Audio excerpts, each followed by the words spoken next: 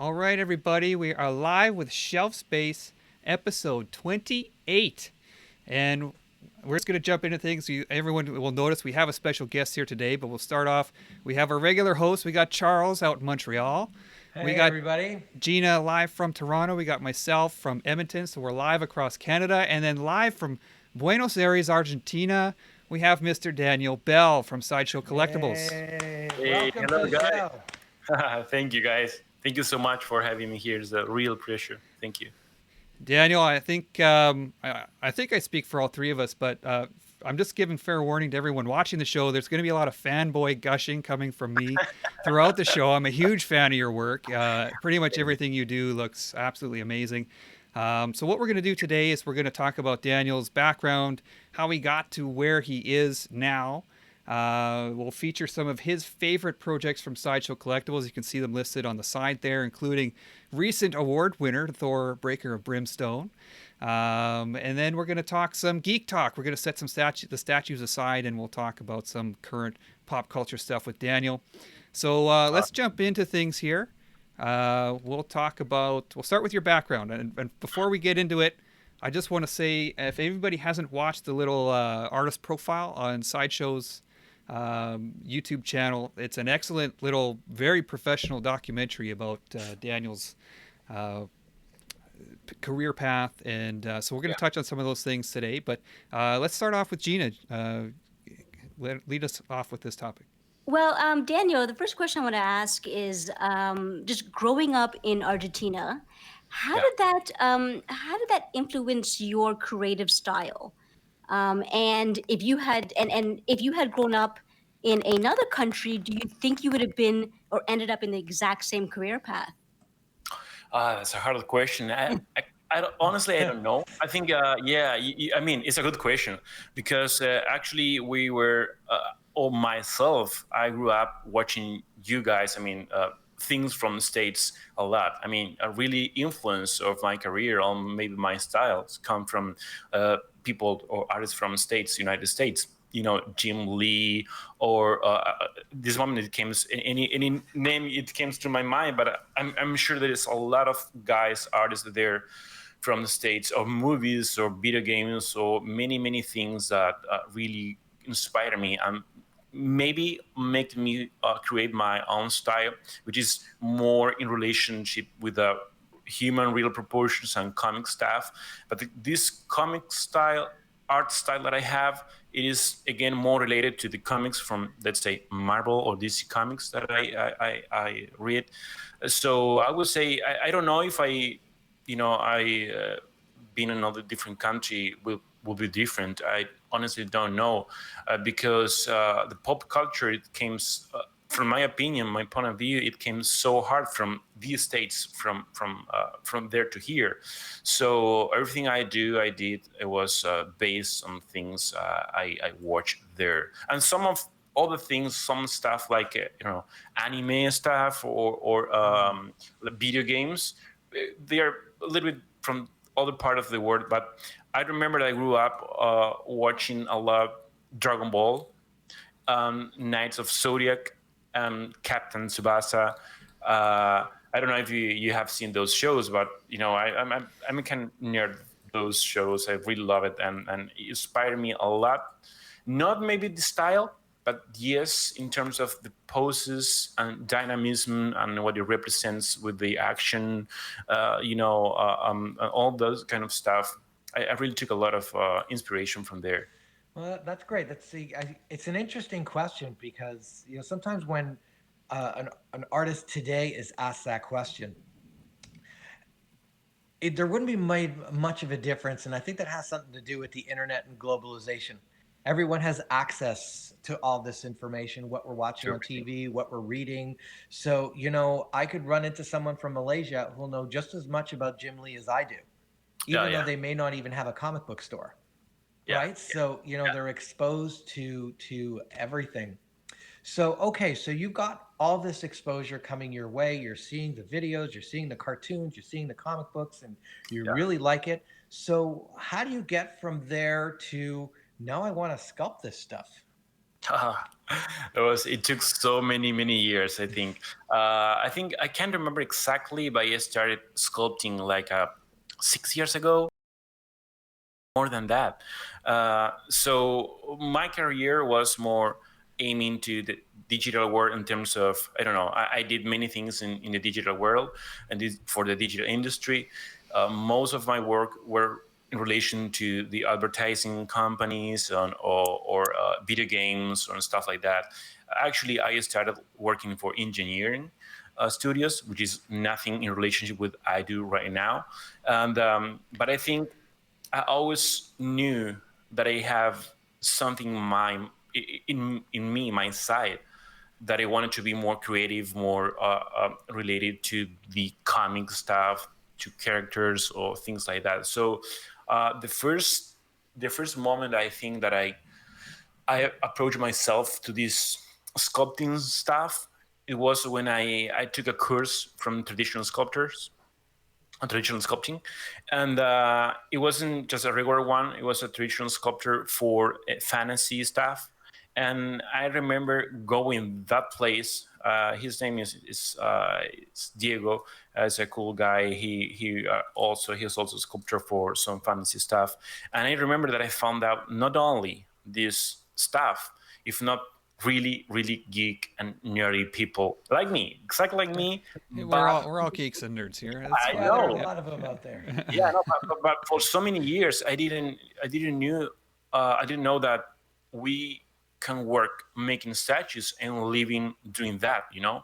And I mean, of course, I saw those statues there, but I don't know why. I never asked myself how or who is sculpting these things. I don't know. I think I was something related more to China or Asia. You know, they do everything and they do everything good, but I never realized that I could do the same from home and getting paid for that and have a job. So what that part of that relationship with this sculpting, traditional sculpting thing, makes me feel and believe that I could make it, and it was a great introduction to all this world, this new world that is basically the superheroes, the villains, and all that kind of stuff. I knew that Superman existed. I mean, Batman, Aquaman, all the stuff, but it was different because I knew because of the movies, because of the TV shows, but what I didn't know it was there was so big this collection. I mean, you guys basically that you existed. I didn't know that you existed in terms of. Put so much attention on the details and the statues and on collecting stuff. So it was really something big to me to understand and know that I could make it. I could get a job working and stuff like that. So that's why I started and how I started like thinking more in sculpting stuff instead of just keep me myself doing more boring stuff. Let's say like it's not boring, but Hey, hey, animation hey! Engineering is not boring. Come on now. yeah. You're an That's engineer that's my talking day here. job. Yeah. Congratulations. Yeah. But I mean, It is it's boring different. sometimes. It But is different. Yeah. yeah, but Daniel, so speaking about the more exciting, being able to sculpt and get involved with the more exciting comic book characters, movie characters, in your sideshow artist profile, you were very humble when you mentioned that getting into that, what you found challenging was human anatomy, and you just had to delve in and learn that. Yeah. What? But on the flip side, what did you find? What came easy to you when you began sort of beginning this career and sculpting the superheroes? Okay, human anatomy is something you had to learn, but Uh, what was something that you found really what came easy to you? What was bam easy to you? yeah. I remember when I did some of my first characters that I thought it was incredible. And then a few weeks or maybe months, I can remember, I realized it was awful and it was totally off You're in every probably your sense. worst critic. Can I say that? No, for real, for real. It was terrible because I didn't know. I mean, I came from a job in where if you wanted to, let's say, 3D model a car, you just download some blueprints. You have a front side, I mean, a front, a side, and a top view, and then you start working in these sides, and then you are rotating your camera, whatever, and then you create this card, let's say, right? So I thought, okay, maybe creating a guy, it is exactly the same. I just put a side image, a top image, or front image, and then boom. No, the thing is, you have a box with a side and front that it will look like a human, but if you rotate it, it will look like a box with a human projection on it. So the thing is, I understood at that time, I realized that I needed to know anything more. I didn't know exactly which things. So I started asking some other artist friends, and they told me, yeah, anatomy, it is exactly what you need. But at the same time, they told me, some of them told me, but did you draw or paint? I said, no, I don't have those skills. And so I would say, just continue with the things you are doing, because you probably, I mean, they told me drawing stuff are the basics of sculpting. And if you don't know how to draw, you will never be able to sculpt.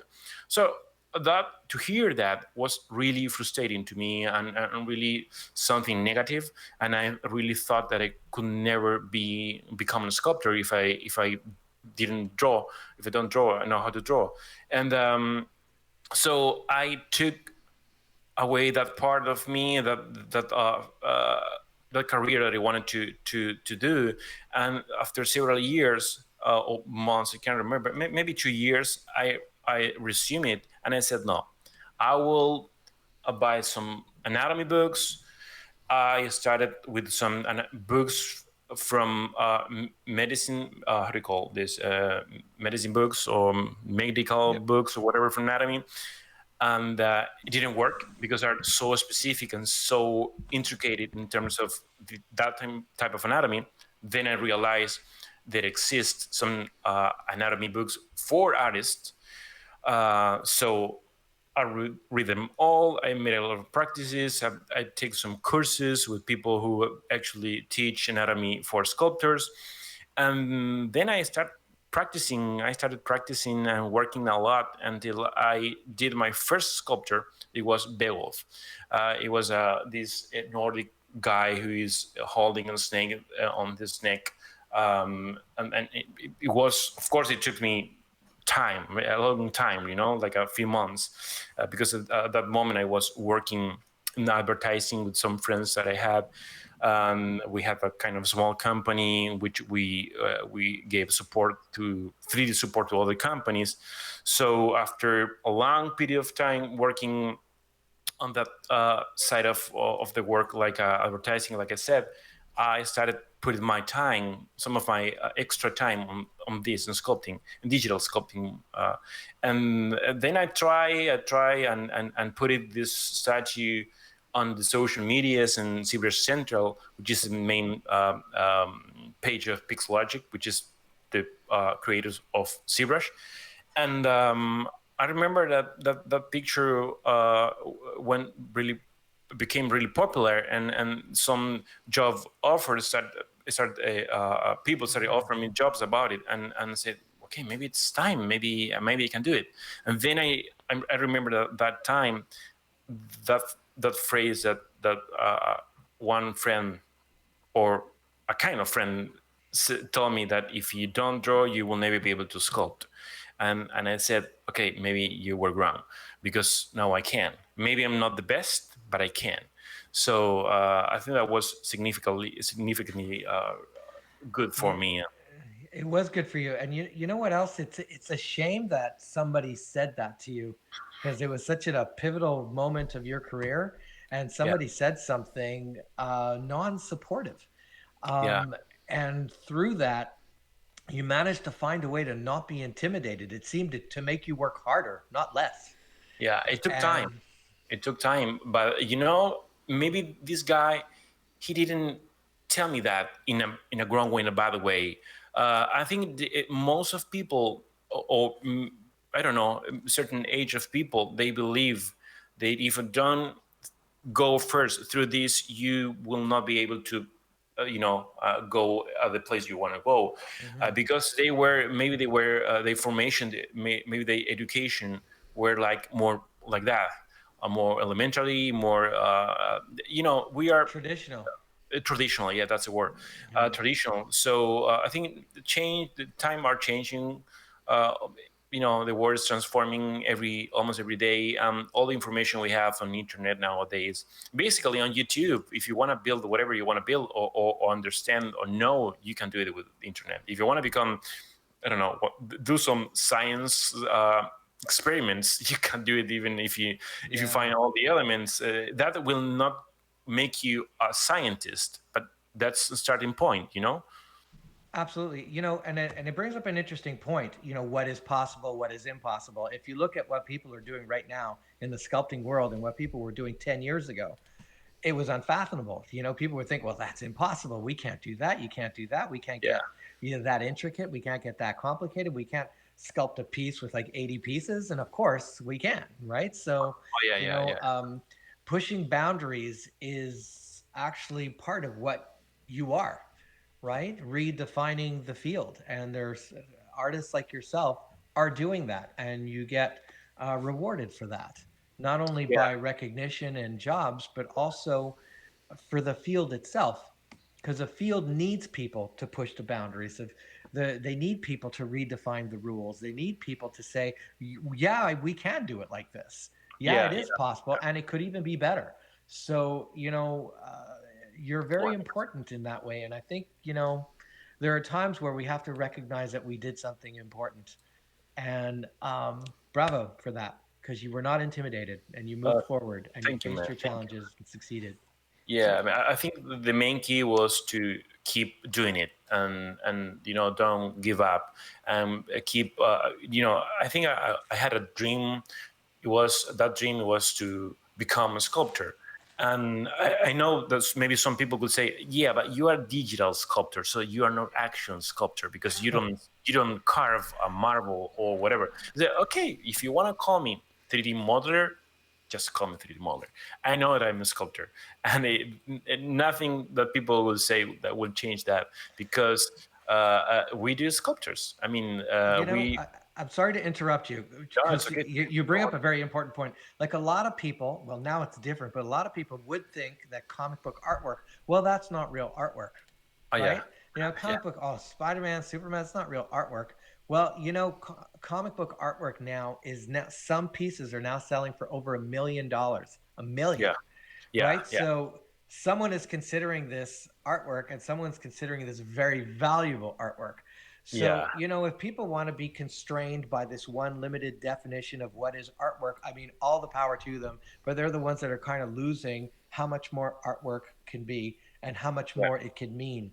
So we can't yeah, control what everybody yeah. thinks. That's what I said. The world is changing and transforming, and maybe the things we in the past we thought that will never be possible. Now it is, and we don't know what possible things will, in a let's say in 10 years or 5 years and 10 years, what things will happen, even with our professional, with our market. I think I remember a few years ago, when I just started, some colleagues were working in traditional way, and now I don't think, I would say almost no one is working traditional way. I mean, at least for companies, they all merge to this digital world, for good or bad or whatever. But I mean, it is flexible. It makes you possible to be faster in certain ways. I'm not saying it is better.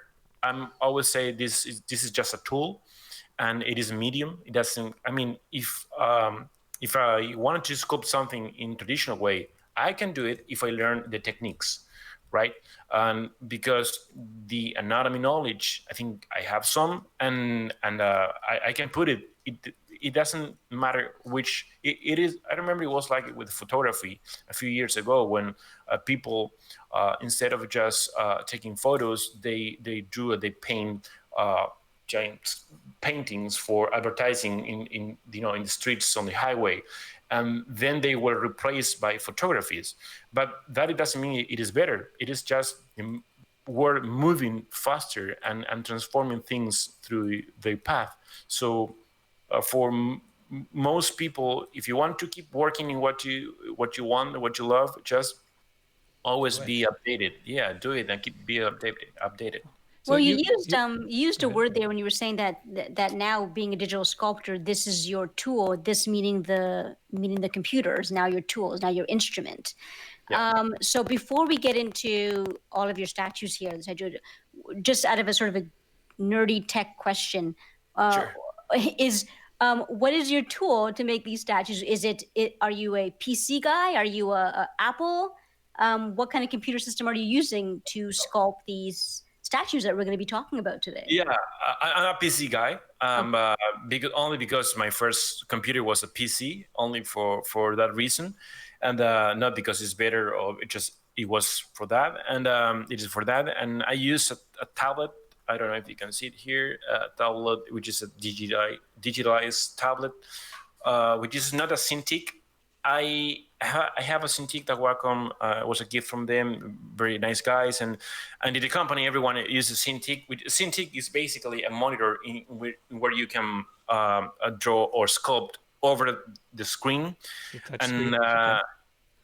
yeah, and I don't know why I couldn't get used to that. I'm just because I started with this stuff, and this is a good question because I have a lot of messages. I received a lot of messages from people saying, Daniel, what PC specs do you have, or what machine spec do you have?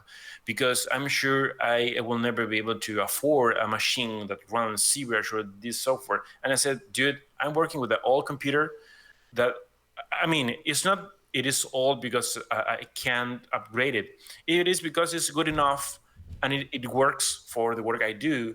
And if at any time I feel that it needs something else, like let's say more memory or more better video card or whatever, I will invest it.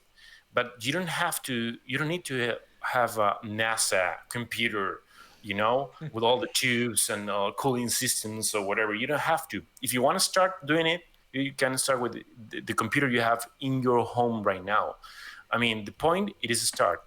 And another thing that I would love to say about it, it is, I'm from Latin America. I live in Argentina, and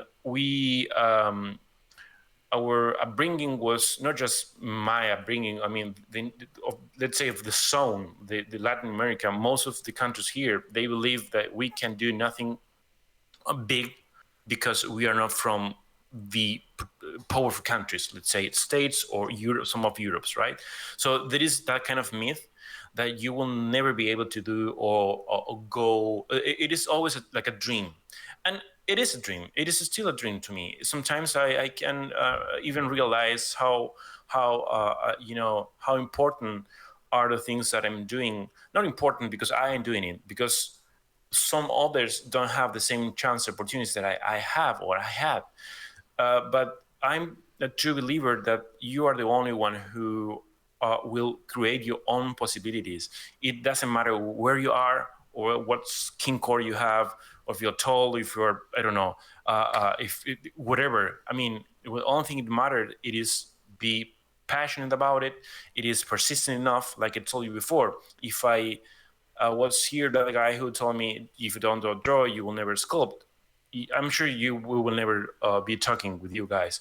So, and I said about the Latin countries because I received tons of messages about, from people from here or surrounded, that tell me, I'm from, let's say, Venezuela. I'm poor. I don't have nothing and I only have this computer. So I would say, if you have internet, if you have access to YouTube, that you have, uh, you can download a demo from ZBrush and start. You can use internet to understand how anatomy it is. Nowadays you can contact people like me that will always answer your questions about how I can start with things you can give in order to understand how this work, on how to study this, and I will help you because I would love to receive back of those days the same help. Sometimes I couldn't because I reached some guys, and sometimes people are too the egos are too big. But hopefully, and that's it's happening less and less. And this community, not only the collectors, the community of sculptors, are a great community. We all try to help others because we were in that position, and sometimes we had, it's not always, we in Argentina we say color pink, which is a super nice and shy. Sometimes it is, you will pass through hard times and you will need to get a hand and help. So we are here to help, and if anybody who is listening to this and want to start with this knows, you can reach me and I can help you. Yeah, Great that's something I stuff. wanted to mention today. Is just how approachable you are. You're always active on social media, and when people tag you or whatever, you seem to respond to everybody, and that's really great to see. It helps people feel connected to you and your work. One quick question I had for you before we move on. You said you started out with some traditional sculpt work. How did you find the transition to ZBrush? Where did you pick it up and just start rolling with it, or did it take a long time to learn? Um, at that time, I took that course. I already knew a bit of ZBrush because I used it for another jobs in the past. But again, it was all those works was with non-anatomy knowledge. So the transition, it is, I would say, uh, in my case, my personal case, it wasn't too hard like for other people who have been working for years and years, and like 20 or 15 years. I remember that Martin Canale, Martin Canale, I'm sure Yep. he was, I think he worked for, Well, I let's know say, of 10 him. I don't know years. him, but yeah. Yeah, yeah. Yeah. But I mean, he worked for 10 years in the traditional sculpting. Then he was smart enough to say, okay, this is a new tool, will allow me to keep working on this. So I will start learning. And the learning path, learning curve, I will not lie you, it is not super simple, but it's not impossible. I will say the same. If I did it, anybody can do it. That's the same phrase that I ended up with on my artist profile video, and it is true. And if you're committed with anything you want to learn, you will do it. And ZBrush is the case. It's not so hard to understand. There is many tutorials out there. Many tutorials, tons of tutorials. Excellent. So just before we move on, we're going to move on. We'll talk about Thor, Breaker of Brimstone. I just want to give a shout out to some of the people watching the show. We've got people from, I think I saw Italy, I think I saw Spain, Argentina. I know there's some Wow. Canadians watching. Welcome, Um, everybody. I think there's a Welcome, viewer from guys. Kuwait as well. So people around the world coming in to watch you. And again, once again, welcome Daniel to the show. Um, Thank you. You Thank know, you. you just brought up an interesting point. Like, just listen to all those countries that he just brought up there, right? That he just listed. I mean, it Yeah. is now a global community. It's not what it was 15 years ago, where Yes. meeting someone from another country is virtually it doesn't happen often. Yeah. Nowadays, like let's Yeah. say for example, I'm going to put a piece of artwork for sale. Sometimes I do that, Yeah. and I will get requests from all over the planet. It's really quite something. Do you Yeah. ship here? Do you ship there? And just earlier today, someone from Malaysia asked if they were interested, if I would be willing to ship there. So, it's very interesting, what the global community and what it's become. There Yeah. It really is. are no borders Yeah. when it comes to artwork. oh, No. here's No. here's I mean, one from Greece. unfortunately, Sorry. I'm sure. I'm sorry. And you can Okay. get a job from any of these countries and keep working from your home. Sometimes it's not the best because you miss that human connection, but you can do it. I mean, you can work from let's say Argentina to Italy, or from States to Malaysia, whatever. You can do it nowadays with the internet and all these possibilities with the cloud and the stuff. It is. I think it's a great moment to all the digital artists. All right.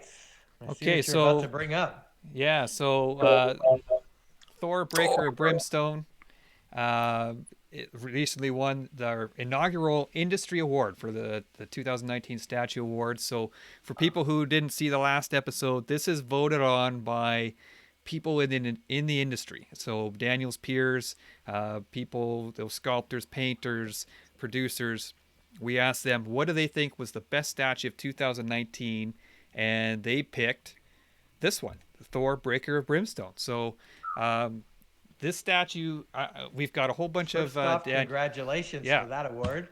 Oh, thank you, guys. Yeah, I would love to say thank you to everyone who bought it for that statue. And just to mention, it was great teamwork. I mean, it's of course my name will like always appear on top because I'm the sculptor. I was the one who executed that piece, let's say, but there was so many people working so hard to make that possible. Not only to be possible that you guys could have in your places, if not, to make it possible in terms of the design of the, I'm sure we will talk about the piece in a few seconds, but it was very hard to make it possible with the small base and all this dynamism, and it was great. So thank you to everyone. Well deserved. Thank Yeah. you. So as I was flipping through your renders, and as I said, they're on your ArtStation page if everyone wants to check out the full size images, and we'll throw them up on screen here in a bit. But as I'm going through it, I mean, I think you give 100% into every project you do, but this one it seemed to me like there was a little bit more there. Like you seem to be really into it, An intensity. I don't know if I'm off base here, but it seems like you were really passionate about this piece. Am I onto something here?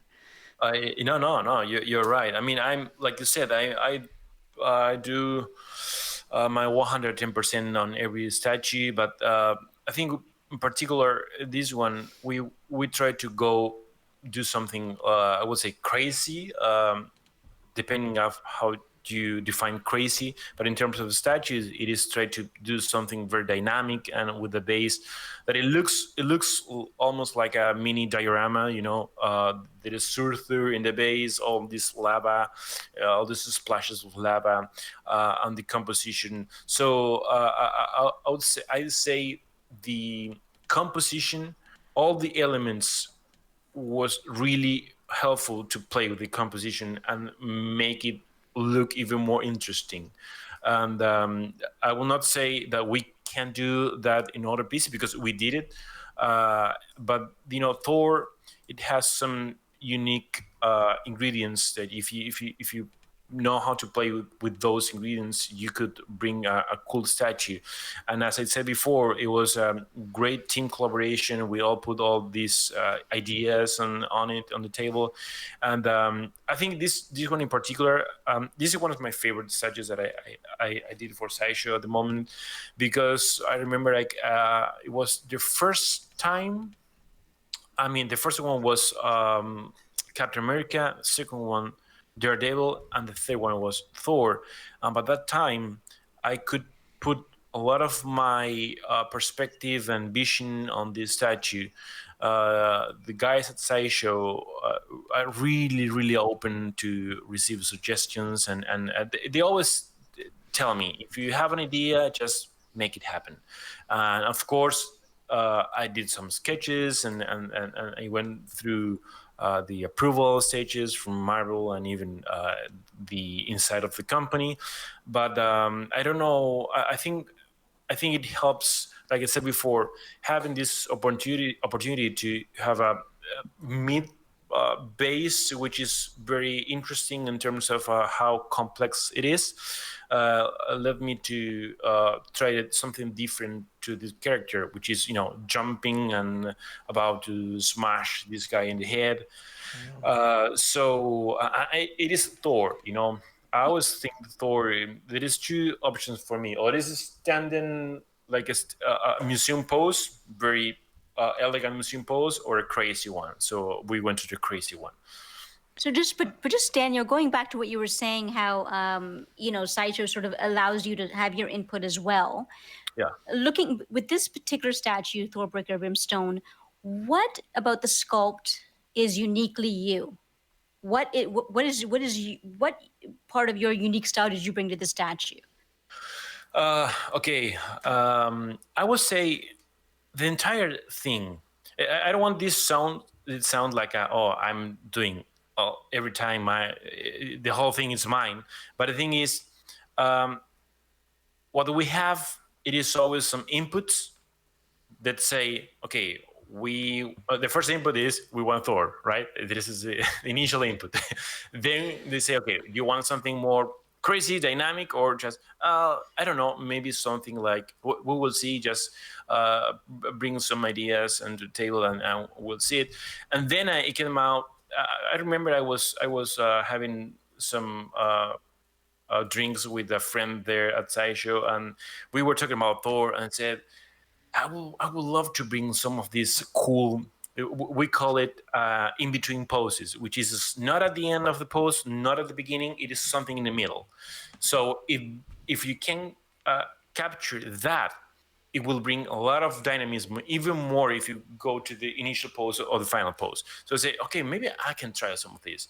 I remember I was there at San Diego. I was visiting the studios. It was my first time there, and I said, okay, I will put some of these ideas in ZBrush, and let's see what happened. So other friends of mine told me, okay, maybe we can put this through in the base. We can do some cool stuff. I said, yeah, that's a good idea. I'm not a monster guy, so I received a lot of input to this for the design. I remember Amilcar Denafong, he helped me with the design of the Surtur head, and Matt Mullen too, and Richard Long. So we talk about this idea. They gave me some inputs, and then I realized that if I put all these pieces together, like a sculpted in a quick sketch, maybe it could work. I did it. It worked, and I think that it happened so fast, and they approved it and they like it at the beginning. Of course, during the course of the statue, we let's say we did some minor changes in order to keep it balanced, to keep well proportionate, and to try to save space. And but I think the result was very pleasant, at least to me. And You, yeah, you, Daniel, you mentioned Richard Long as one of the like collaborators, and Tom Hardy in the group is also, or in the sort of chats, mentioning that individual as well. He's involved with a lot of the designs of Sideshow's pieces. Can you sort of discuss working with him and his designs as well on this particular piece? And yeah, actually, for this piece, he wasn't involved on oh, this okay. piece, but we talk. I mean, I talked with him. I mean, he wasn't officially involved in this piece, but we had the chat. I mean, it doesn't matter if these people at Sideshow or these artists are officially, let's say, working in that project, but you can talk with anyone there, and they will give you input and suggestion, because it is we work as a small team works, but at the same time it is a huge teamwork in which you can count with anyone there, even if that guy is not working in this actual project. So I think that's the coolest part that I mentioned before, that if you work alone in your home and you have any contact with the outside, or the people that are working inside the company, you will miss that input, that maybe in the future will be a feedback instead of just an initial input. Maybe you will receive a change, something to change, but maybe you can prevent that if you just talk with people, and even more if they are artists. Of course, at the company, it's even better. But yeah, I think Richard always, we have a good relationship with Richard. He's a good friend of mine, and we work a lot together nowadays, even more. So he has a great vision, like Martin, like William. I mean, regarding to that question, I have to say that I'm so happy, grateful to be able to work among such amazing artists and names. Um, I mean, there is Martin, there is William Harbottle, there's of course David Igo, he's our director, but it's not just the artists. I mean, the people who is a project manager, John Rasmussen, he's not an artist, and he has one of the best inputs and ideas that ever came from other people who is an artist. So that's another cool part of being a company like this, that you will find a lot of nerds guys that maybe if they are not artists, they will say that thing never happened in the comics or whatever, or it would be awesome if we put That's this. important input. You got to get it. Got to get that part right too. If you're going to reach the fans, and this statue has, it Yeah, has to be. It has to be something that they're familiar with, yeah, right? 100%. Yeah, 100%. It What? seems like you have access to a lot of different people, which is amazing. Yeah, And yeah, they're generally easily accessible, when you want to reach out to yeah, man. somebody, and Yeah, everyone there. it's pretty good. Because one Yeah. of the things that, you know, I'm not a sculptor. Hmm. So sometimes when I envision something, I don't always envision the complexities that come with it. So, for example, let's say, for example, I'm thinking of a really dynamic piece Hmm. and I can kind of see it in my head, but then the engineering probably won't make sense. Yeah. Do you find that when you're putting together a piece that you kind of have to have like two-step process to it? You have the image in your head, and then you got to go, okay, well, how is this going to work? Like, how am I going to get this to be on top of this and on top of that, and to make Yeah. it work nicely and seamlessly? And then Yeah. sometimes you got to change your mind because it's not going to work. Yeah. Yeah. I would say, if I have to be honest, I failed so many times during my working process, and I think those failures uh, allow me to go back and forth and try to make it. I mean, try to make it better. Because let's say my when someone said, okay, we have to do this project. Okay, awesome. Maybe I'm just read an email and say, okay, I'm start thinking in this project, and some ideas start appearing on my head, and then I say, okay, I would need to bring down this thing in sketch, actual sketch in ZBrush, because I don't draw, so it is I sketch directly on 3D.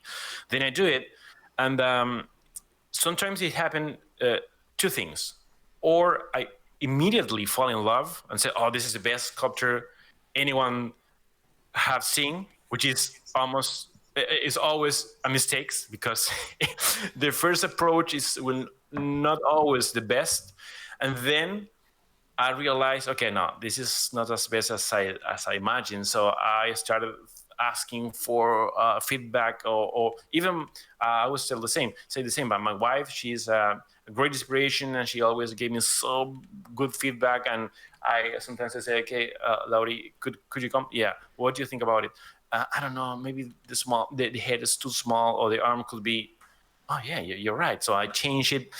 So it is. These ideas are. I mean, the flexibility of working in this particular thing. It is so cool that allows you to be very creative and very, let's say, like I said, flexible in every sense. You can change and transform, and I think it's all matter of time. If you have the amount of time enough, you can do cool things, because the back and forth, it is necessary in every project.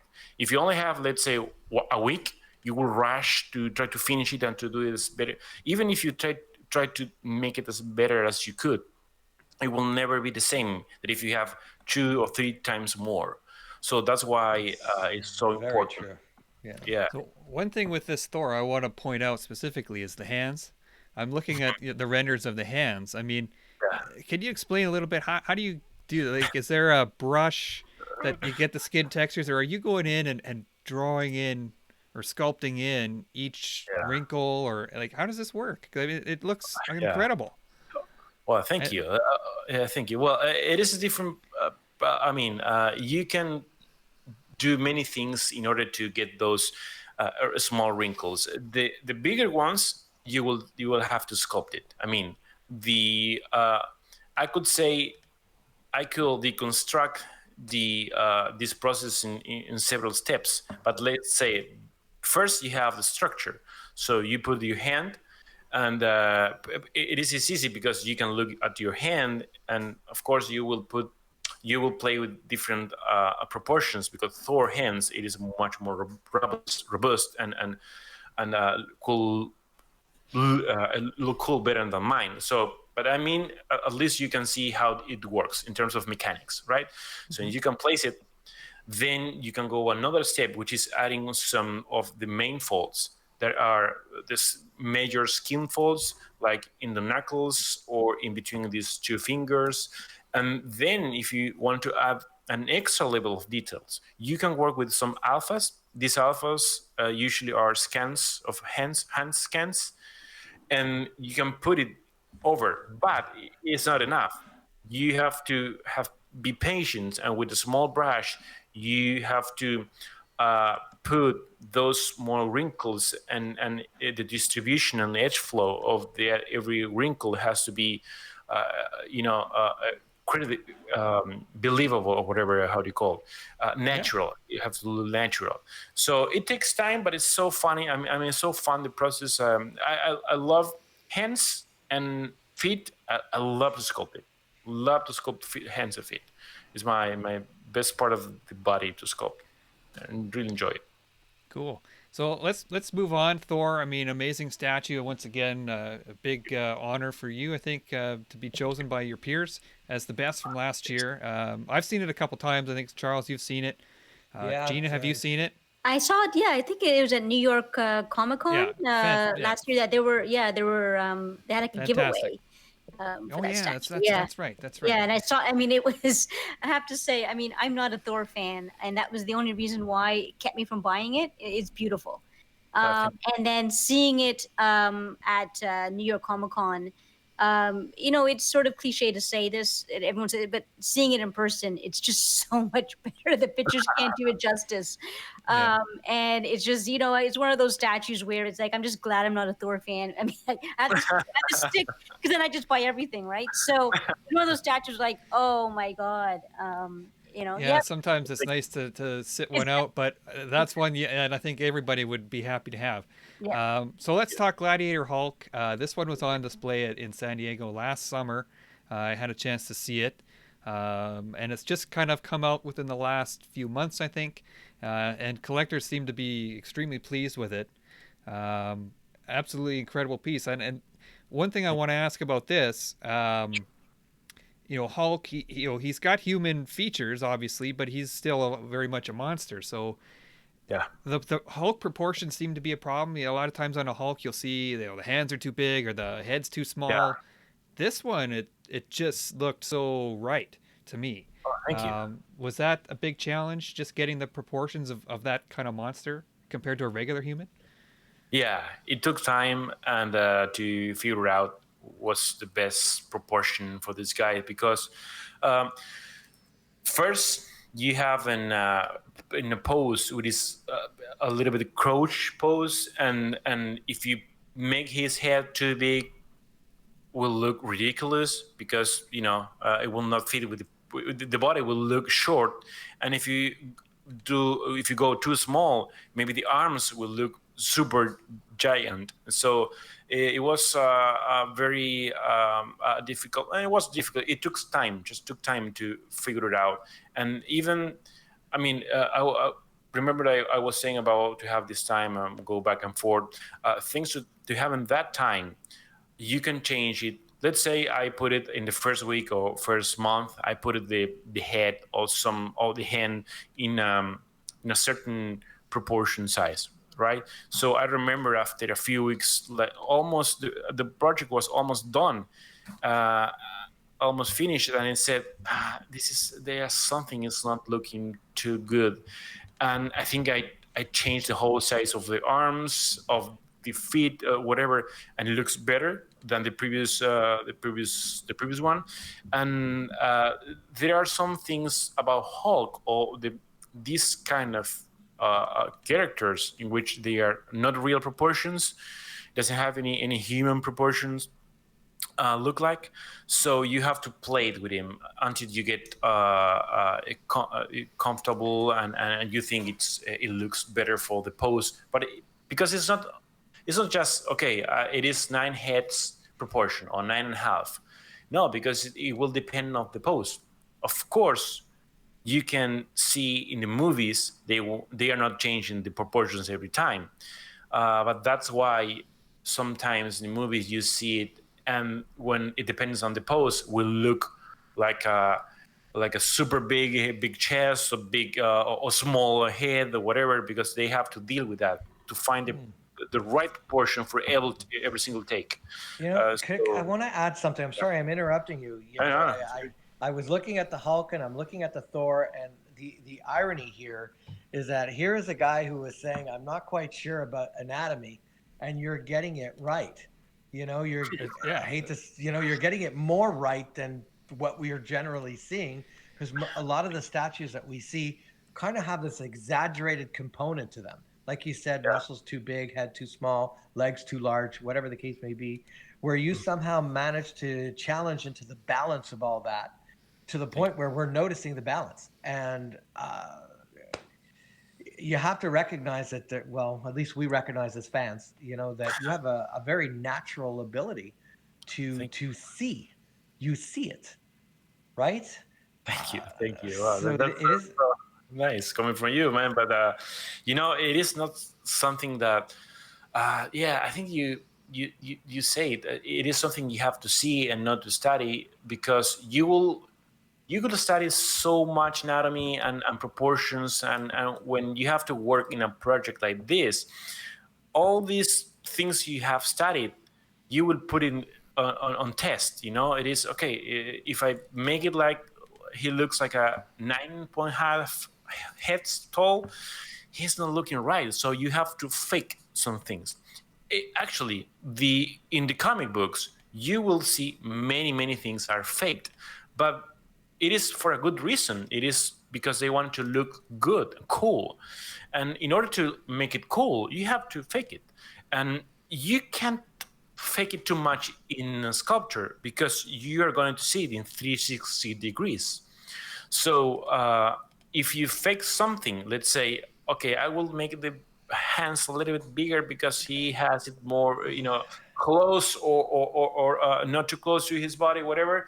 You have to be very precise, and those are the things that you remember that I said that I have my style could be a mixture between comic proportions and your human proportions.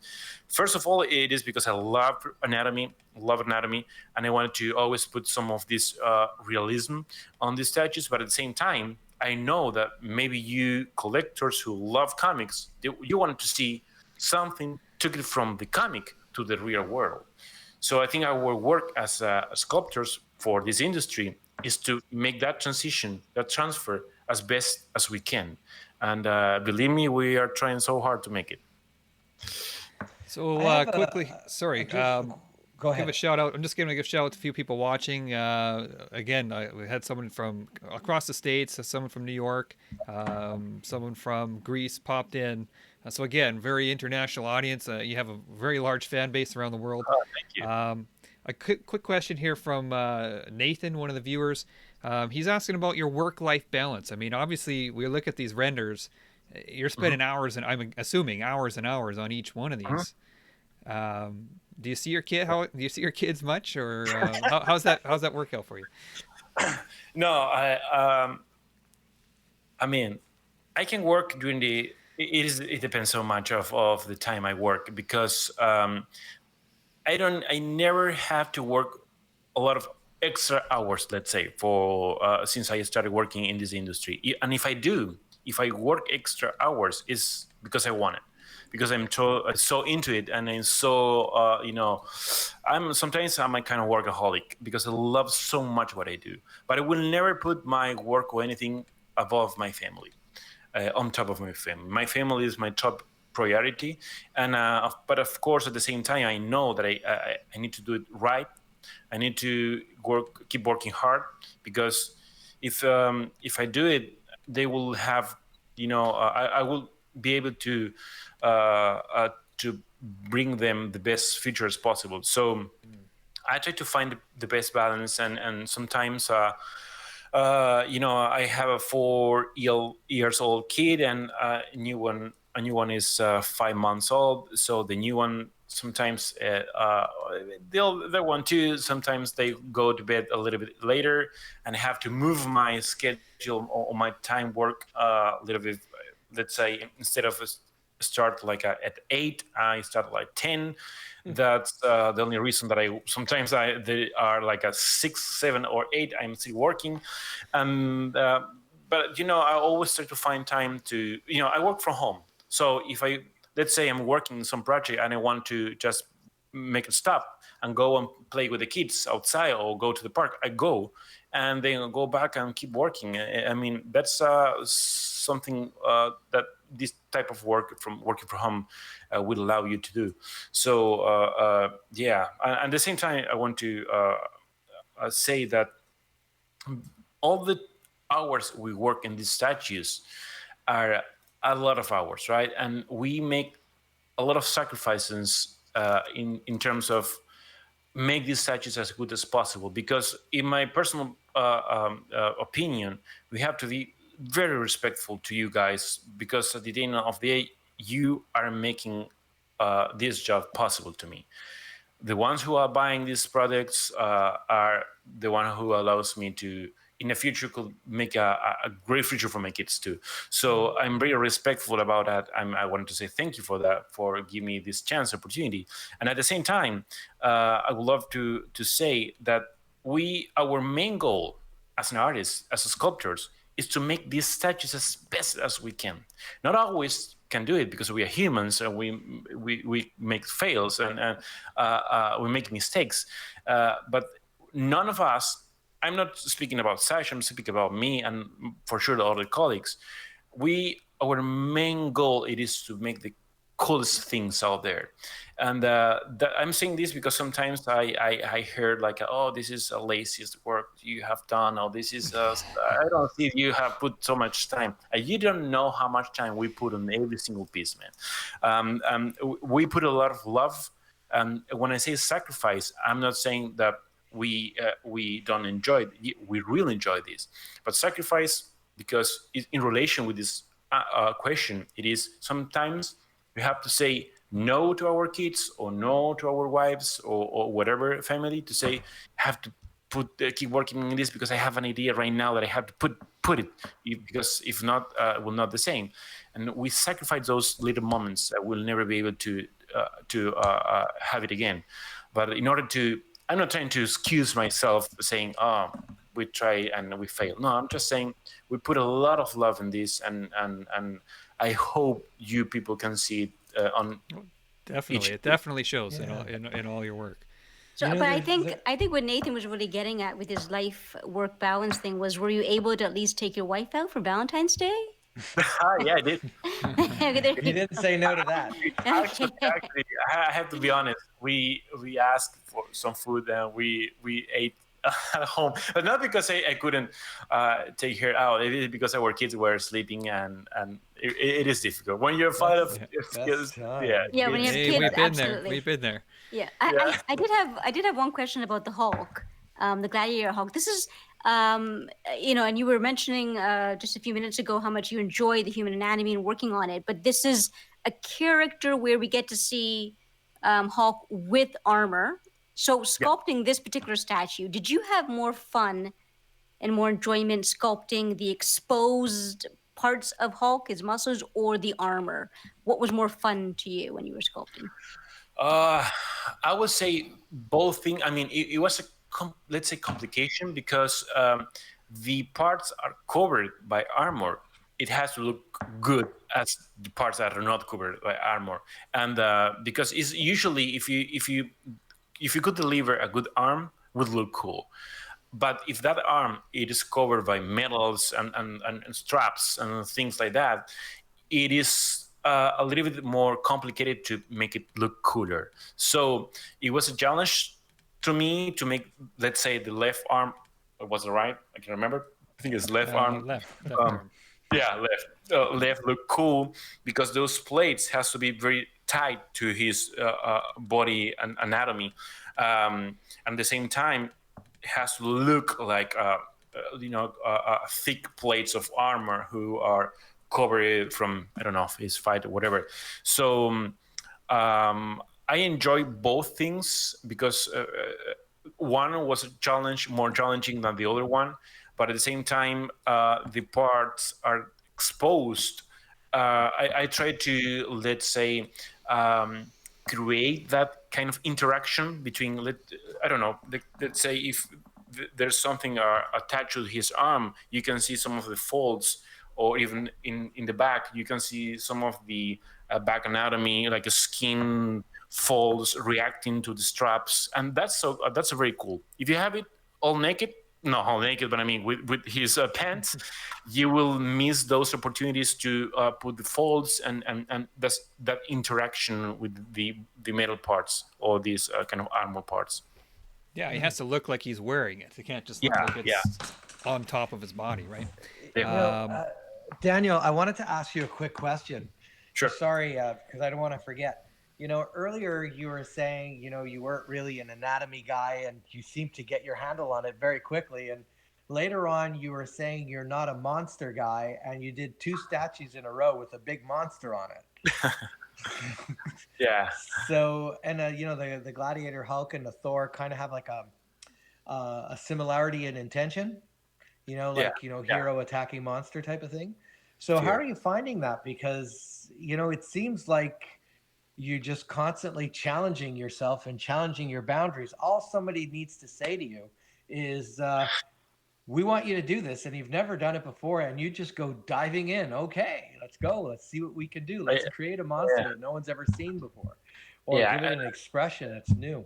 Yeah, I mean, I love challenges. I think that's the most fun part of my job because every statue is different. Every statue, it is a challenge to me in order that it's not the same. And I always start from scratch.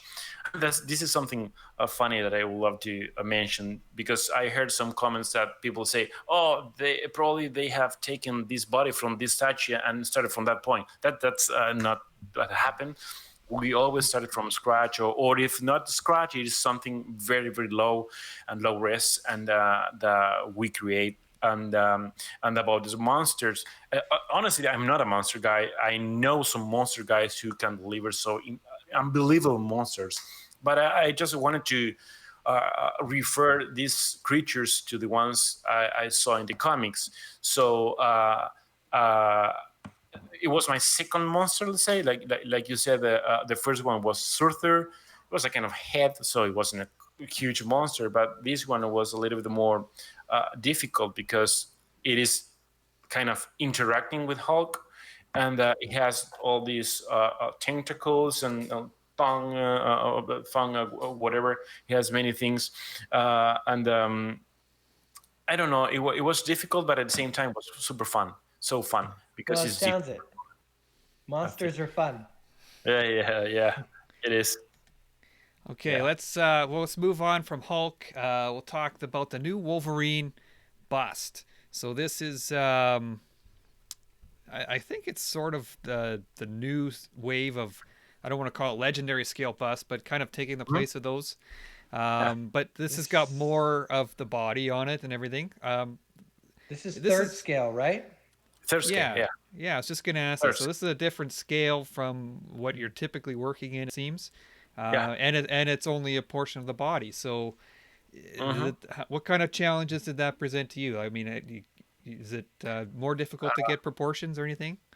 To not have the other part of the body was the most challenging. No, no. Yeah. Uh, no, it was again. It was pretty nice because I remember they said we want to try a new kind of line. We wanted to you participate on this. Are you into it? As yeah, of course. I want to because through all these years, I learned something that it's very important to me. That uh, try to always keep away from your comfort zone. Not saying that you have to be uncomfortable, just not be too comfortable to do always exactly the same thing. Of course, making a bust is not too different from to making a whole statue, except because you don't have the half of the body. But you have to express some things just with the half part, and I think that again was kind of fun because we need to find a way to put this and again this is not just a bust, it is a bust with arms, so it's different. And as you can see in the rest of the line, which is Superman, I think it was Superman, and I can't Wonder remember. Woman. I think Well, Wonder Woman has one There's too. yeah, Wonder there's a Woman. Thanos as well. Yeah, but Superman has just one arm, right? Yeah, I can't remember. There's Deadpool. I Yeah, think so. Yeah. Level 2. So this one has 2 arms, and I think it was a kind of cool thing to do. It is different, and we didn't know how people will react. At the beginning, people say, I don't know if I wanted to buy a bust. Then they see it in person and say, it looks great, and the scale it is very, let's say, you can put it in some places and it will not It's take you with. manageable. It's Manageable for manageable, sure. yeah, manageable, yeah, that's a word. And yeah, I think it was again, it is not the same work, and that's the coolest part of this job, to not every time do the same over and over and over and over. So, was this your very first bust that you sculpted? Yeah, exactly, my very first one.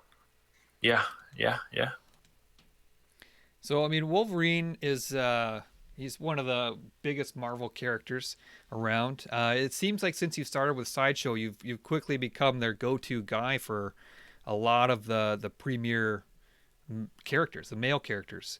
Yeah. Um, how do you decide? Like, how does that come about? Do they give you a list and say, okay, we've got these characters, which one do you want to do, or do you go to them and say, I really want to do a Wolverine, or how does that work?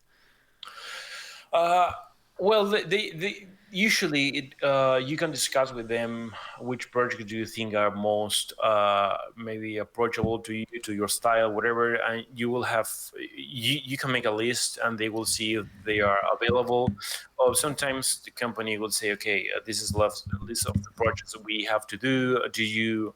I mean, the good part of this, if they will never push you to do anything yet you are not comfortable doing, or or maybe you're not comfortable because it's new, but there is not something that is disgusting to you to do.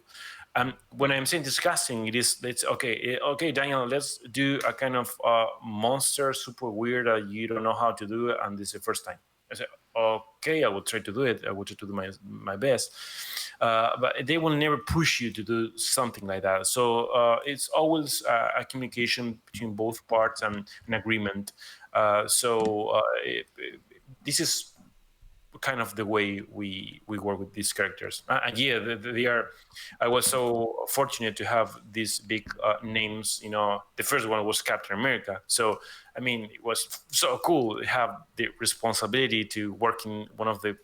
I will not say the best character, but I mean the iconic characters of An icon, the yeah. American culture, an icon of an American culture. So yeah, I mean, and You had a lot of fun with the. I think you had a lot of fun with the Captain America. You played with the costume. Like you yeah, added a well, lot of different touches to it. yeah, a lot. Yeah, well, but like, we work with some designers who help us a lot to, make some decisions, and they always do some sketches and stuff like that. And then you have to execute sometimes. But of course, it doesn't matter if you have a sketch; it will never, it will never look the same in the final scope, because you have to I mean, this will be a 360 degrees piece. So you except you're working something very unique, and under some guides that you can't put any extra imagination or creativity behind that. But it is not this is not the case. You can go I will not say crazy, but you can put your vision on each piece and it will be fine. So Right. one thing with Wolverine is the mask. The mask is a big deal for a lot of people. Different artists do it different ways.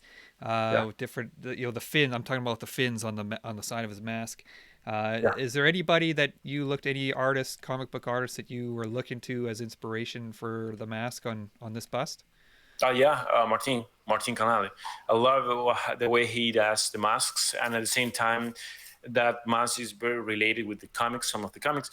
When I say comics, it's hard because there are many people who draw Wolverine, and they have some of the unique styles and interpretation how that mask should look like.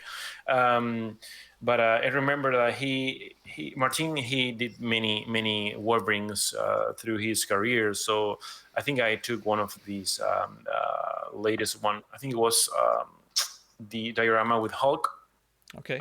Wolverine Hulk, and I tried to do something similar. It's not 100% the same, Yeah. but it's based on him. Oh, cool. It also looks very close to Sideshow's previous or recent Wolverine premium format. Am I just making that assumption, or because they seem to be quite a good companion piece, this bust and the recent premium format statue? Am I making an assumption, or were they meant that way, meant No, to be no, that no. way? Yeah, we try to not be so crazy or so far from the things we have done, because maybe the people who buy this stuff, and if it looks too different, let's say it's not related, doesn't look like the same character.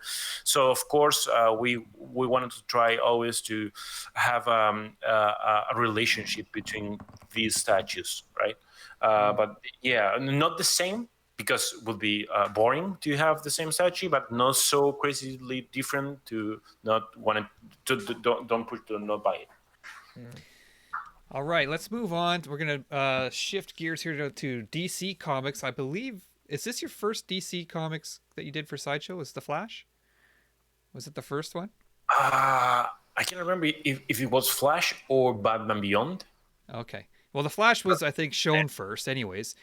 First reveal for DC, and Yeah, I can remember when Sideshow announced they got the DC license. Can't remember how long ago, 6 7 years ago, yeah, and they Yes, had all Joker. these teasers. Yeah. They were going to do the whole Justice League, and yeah. they've done a lot of those characters several times, and the one Mhm. that has been missing that people want is the Flash. Yeah. So finally, they maybe they were waiting for you to come on and to do it, but I mean, finally we get the Flash, and here it is. I saw it Yeah. at San Diego last year.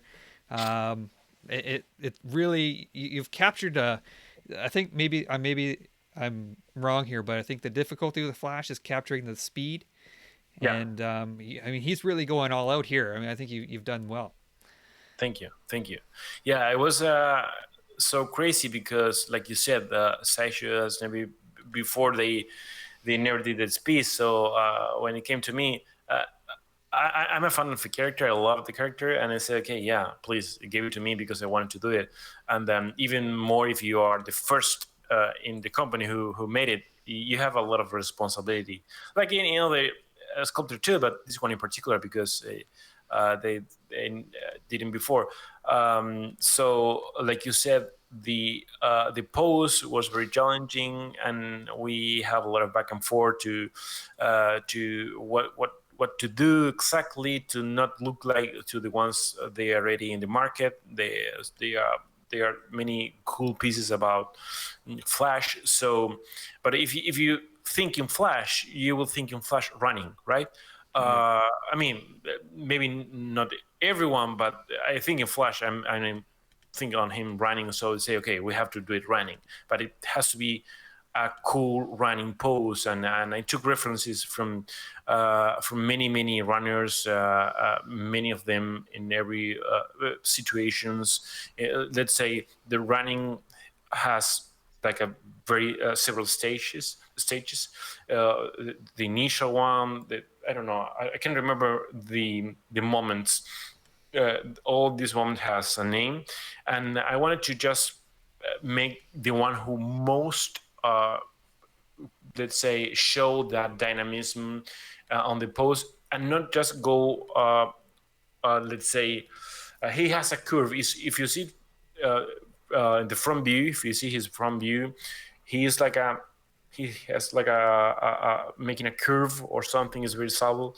Yeah. But you can see in person, you can see it even better. So it's not just a straight. And I want to give him some movement in every direction. If you see him from his back, if you see him, so we always put some all the let's say all the emphasis in the main view, which is the front view and three-quarter view side rev light. Uh, um, but at the same time, I wanted to anyone who looked at him, let's say, oh, it looks dynamic from every angle. So I don't know if I could do it, but I tried, and a lot of people like this piece. So I hope Yeah. more. Well, John Band in the chat says that he says that the Flash statue is phenomenal. So you definitely has a lot of fans with this statue. You were talking about for your references, you were using like real runners or photos of real runners. Photos. Were yeah, were was one of your references like the most famous runner right now, Usain Bolt? Was that one of Yeah. your references? Yeah, it was one of the main references, but many of them. Um, and I remember this is a funny fact, and maybe I know why you asked me this is because of the arms. I remember when this piece came out, someone took a photo with a cell phone and with a wide angle Oh yeah. lens from the bottom, and they say, "Oh, he has one of his arms so long." And I said, really? I mean, this is not happening. I mean, how this is possible? It is impossible because if this is something, and I remember I create a post explaining that that wasn't exactly the right the side view. It was a 3/4, and his body was whatever, and then when some people took take a look in person and said, no, he looks fine. I mean, some of the photos are not representing exactly how it looks, and yeah, It couldn't have probably. been this photo here. This one captures it perfectly, right here. Yeah. Yeah, Just yeah, saying. What yeah, photography? My goodness. yeah, man. I'm just kidding. Well, I mean, Uh, just by going by that, what you were talking about, I do remember that post, and my initial reaction was, Yeah, just from myself and my personal experience taking photographs. yeah, When it A lot of times the subject can be distorted oh because yeah, of the aperture that you're using. So if you're using a wider aperture, the object can be distorted, and that was my first initial thought about that photograph that yeah. you're referencing, the like initial photograph. I don't know, both Charles and Chris, you guys take photos as well, lots and lots of photos, so you may have your own input on that as well. But I know for a fact that the wider aperture, the wider that you have your lens open, the object can be distorted. So that was my first thought. But looking at the photo that Chris just had there, I mean, yeah, the like anatomy is perfect. Thank you, Yeah. thank you. And if you take a look to any of these runners, even if it's not Usain Bolt and there is another runner, you can see that when the arm is back and the torso is rotated to the back, the arms looks like longer, like too long, and it's not because they have long arms. It's because of the pose, and if you want to display. If you want to, let's say, create a sense of speed and dynamism, you have to go to that direction, because otherwise I could do it like a more, let's say, less rotated or whatever, but the impact of the pose would be so different. So sometimes you have to take risks in order to create something that potentially could look cool, and I took it, and I hope people like it at the end when they receive it. I think they will. I think, one of the things we need to remember is that he's running what, 500 miles an hour here, probably? No idea.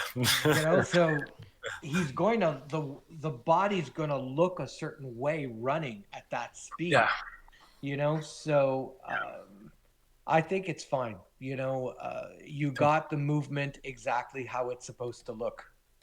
thank you, man. yeah, Appreciate and it. that, like I said, that seems to be the trouble with the Flash is making him look fast, and that's Yeah, the number one. When you think of the Flash, I mean, what do you think of, right? It's speed, and speed.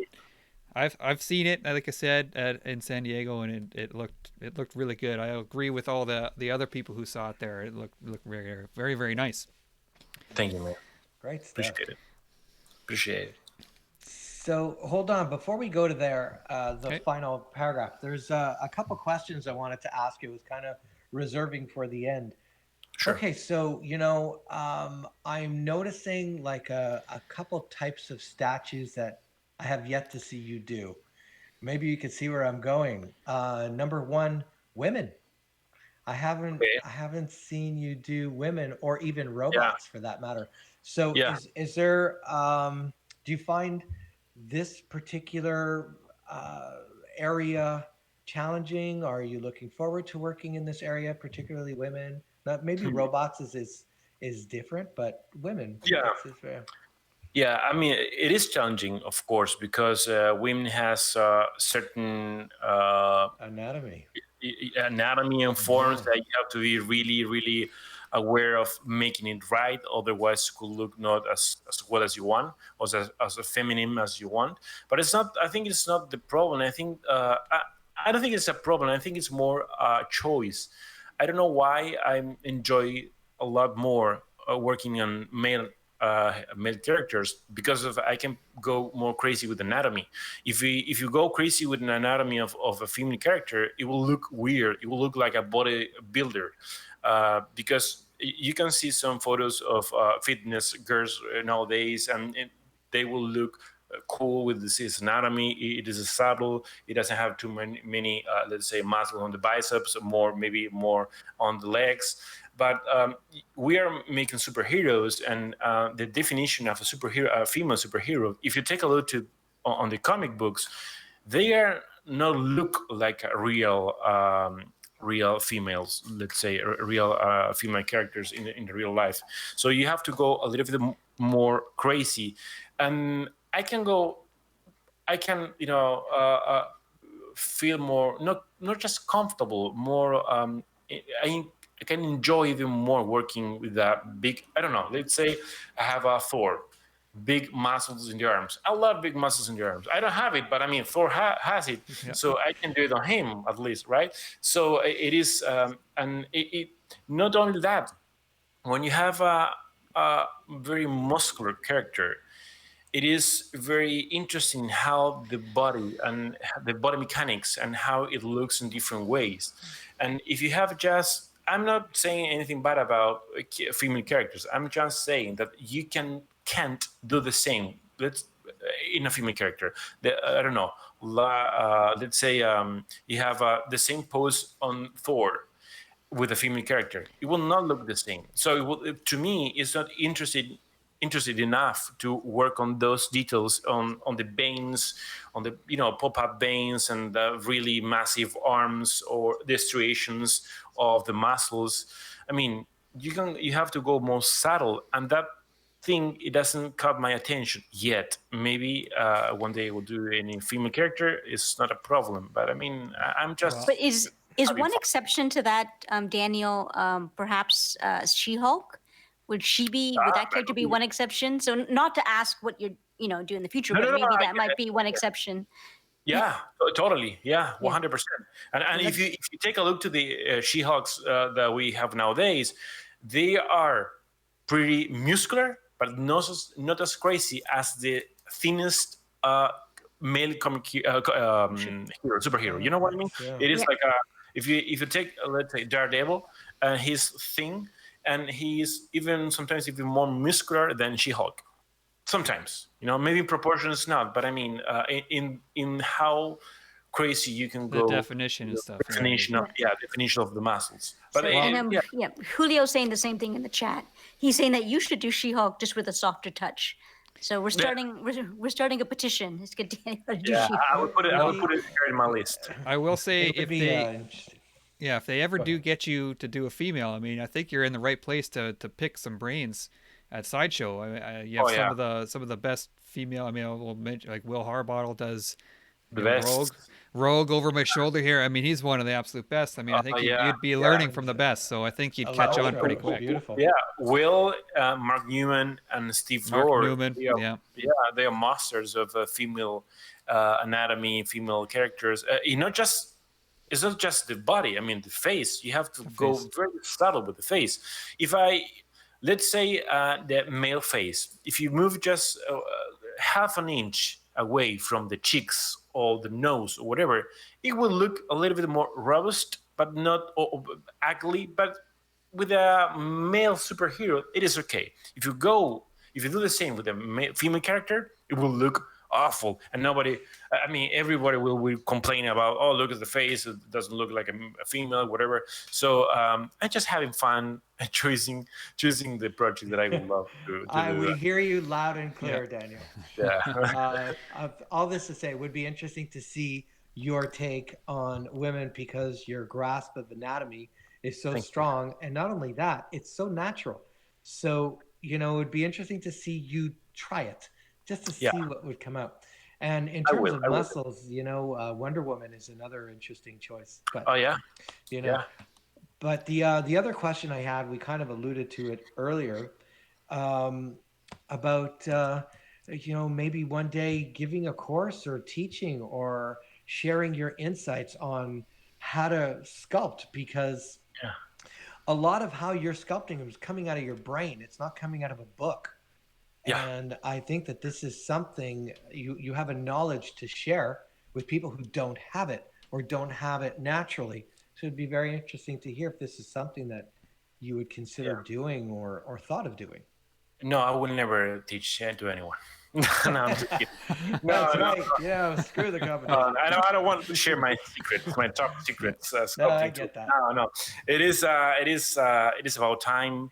It is about. I mean, if I love. I usually do talks in my local town in Argentina.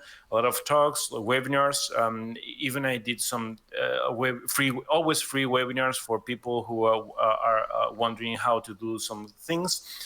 These webinars are not master classes or not or courses, because it's just one video of an hour, 2 3 hours short duration. And but I would love to do one Like day, the someday, summit, like the yeah, summit, the or the summit, ZBrush yeah. summit. Yeah. But the thing is the preparation. I mean, between nowadays, between work, daily work, and family, and dealing with personal stuff, all the things, it is hard to say, okay, I will take a month free to prepare myself to this class or master class or even summit, because it takes. I mean, if you want to be, if you want to be, if you have to be respectful with the people who are buying your courses or classes, you need to put the same attention you put in your daily work as a sculptor, but in these courses. Even though if there is a summit, you have to present something, you have to prepare yourself, you have to prepare images and whatever. And I would love to do that. I mean, I love to talk with people, love to speak, love to share.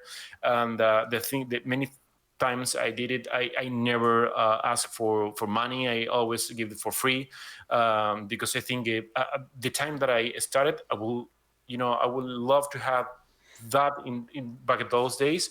And I mean, to help others, to just sharing some tiny or small tips or whatever. But for sure, the one day I will do a master class or courses or a summit. Maybe, I don't know. Yeah, Maybe. time is really the problem there. I mean, there's some rule of thumb, I forget what it is, but for every hour you present, there's like 30, 40 hours you put into that or something like that.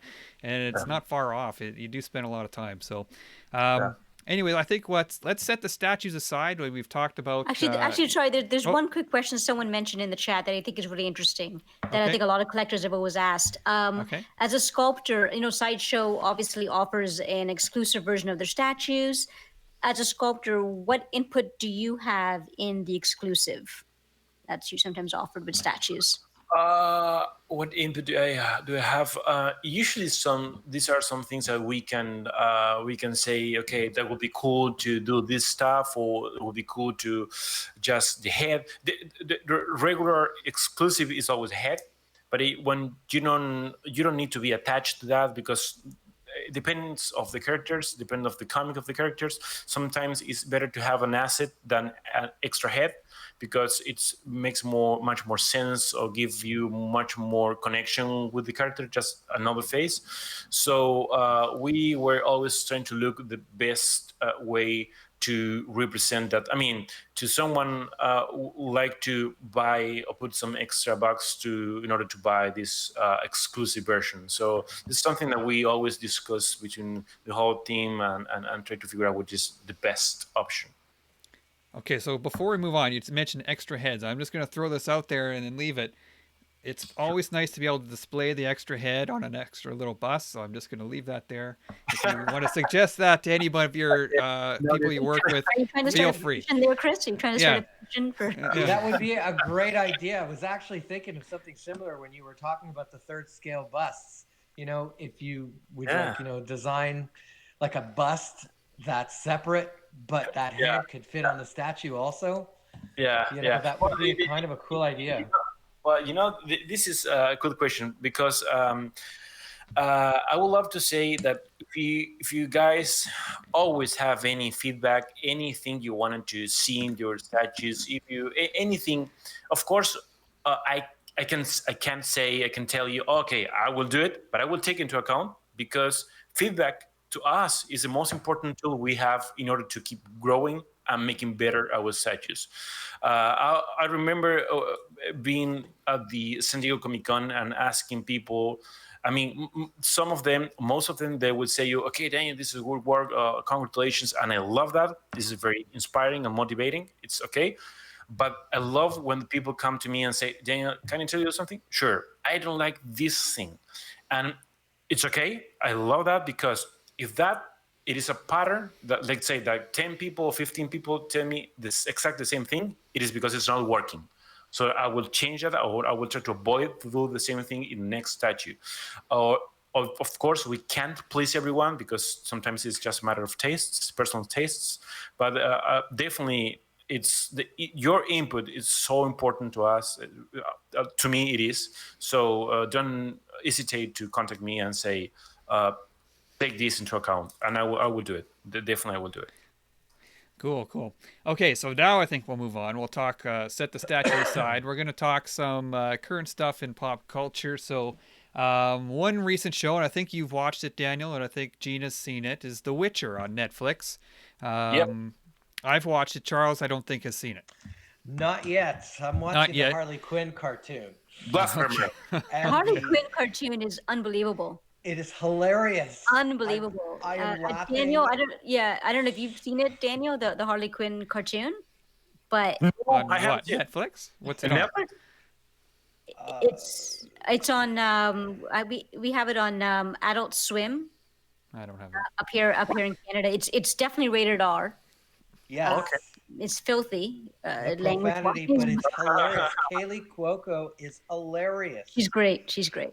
Anyway, sorry, back to The Witcher. Okay, so The Witcher. Okay, so and I think Sideshow just picked up this license too, The Witcher. So Yes, relevant sir. to the show overall.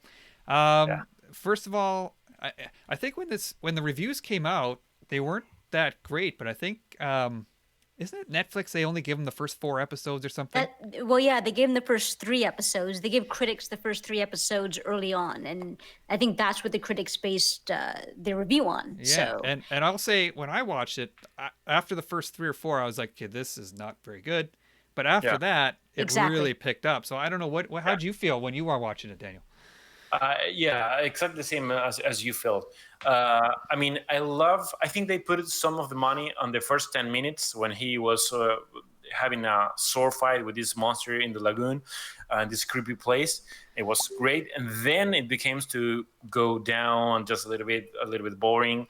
But after the fifth episode or 6, I can't remember. I think it got better, and at the end of the whole season, I think it's a great show. It's a great TV show, and I haven't read the books, but I play the video games, so I found some relationship, of course, with video games, but above all, the way Harry Cavill speaks, the way he, that it is very, very unique, and you can really be related with the character in the game. Both look similar and they speak very similar, so there's something cool that he did. And of course, there are certain stuff that happens in the TV show that you will find in the game too. But I think it's more, it has more connection with the books than the game, at least from my I think it's technically based on the books, but a lot of people know The Witcher from the game, including myself. I haven't read the books either. I played a little bit of The Witcher 3, but I think I found by the end of the show, by the end of the season, I was really liking Henry Cavill. But at the beginning, I was like, I don't get it, But you really came to really like that character. Yeah. I think I got mad when I saw, I think it was Trish, and Trish, it doesn't look like in the game. So I was waiting that the characters looks exactly, I don't know why, but I want they look not exactly, but at least more similar to the ones from the game. And I think Trish doesn't look like it doesn't look like the game.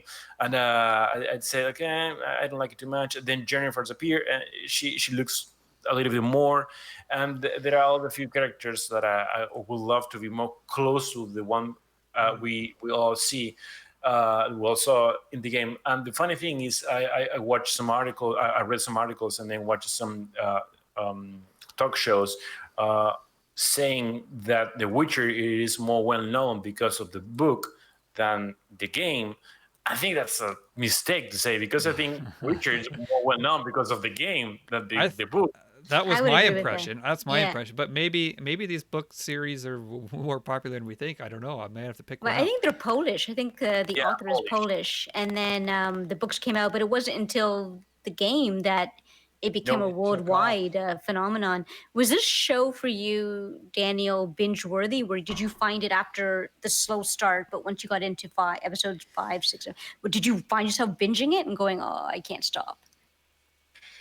I remember I watched this show with my wife, and she said, I don't know if I want to watch it. It was let's give it an opportunity. Maybe this one gets better.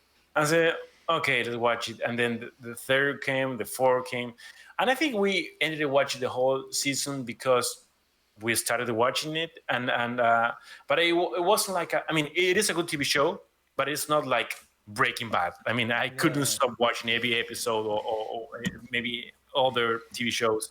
I think it's great, and they will put, I think, more they will invest more in the second season. I think Yeah, so. I hope so. I hope so. So, Chris and Daniel, I know you both of you guys have watched it. You guys pick your favorite scene from the entire first season. Yes, spoiler alert. Well, without making it a spoiler, but I have it. it's been out for quite a while, Charles. So All right. Okay. Go ahead, Daniel. Okay. Mine is not spoiler at all. It happened in the same first 5 minutes. I think it is when he was fighting with this giant creature in the lagoon. I think I love it because I thought the whole season would be like that. Yeah. That's not what happened.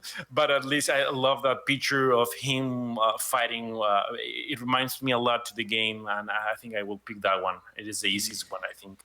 I like the alleyway fight scene. That was good. The sword fight in the alley where he's fighting all the guys. That was cool. Yeah, that was good too. Yeah. Daniel, I have a question for you.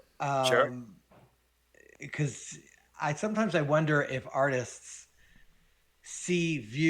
watch television and movies differently than we do. And I'm going to explain what I mean by that. You know, when I'm watching a movie, sometimes I'm casual and sometimes I see the screenplay.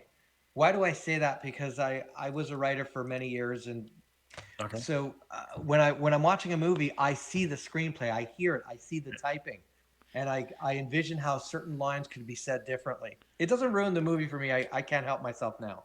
But when you're watching a movie, or you're watching a cartoon, or you're watching something with imagination, are you thinking like a sculptor? Like, are you? Oh, that would be interesting to sculpt, or I would have used a different design on the costume, or like, does your mind go there? Stuff like that. Yeah.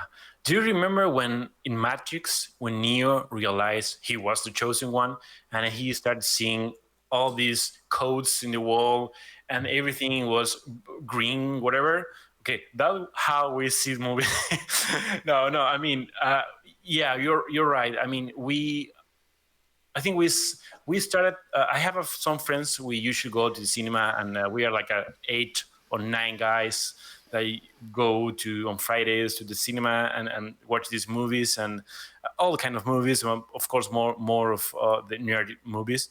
And I think I can't enjoy it any more movies because we are go so far with criticizing everything, because from our point of view as an artist, and as let's say, I have some knowledge, a few knowledge of photography, so I can see some of the takes that could be taken from different part.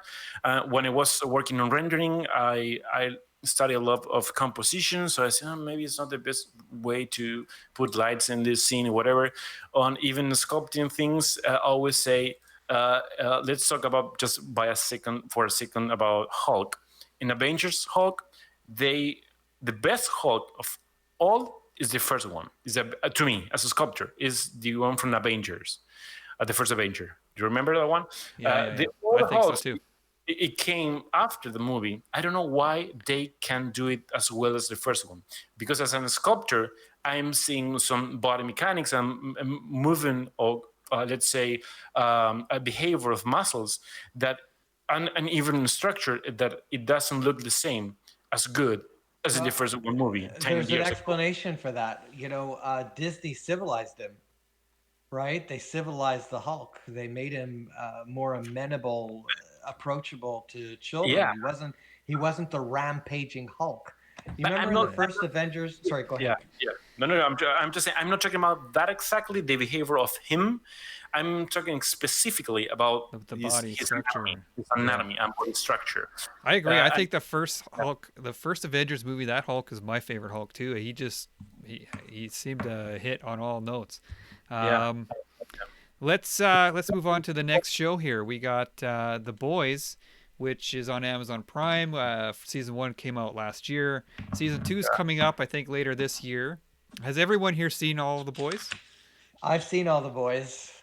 I see it too. Daniel, so okay, so we've seen it, so we can talk spoilers. Anyone who hasn't seen it, um, first of all, I think season 1, I loved it. I don't know about you, Daniel. What do you think? Yeah. Oh yeah. Have you read the comics? No. Yeah, me Honestly, no, I neither. didn't.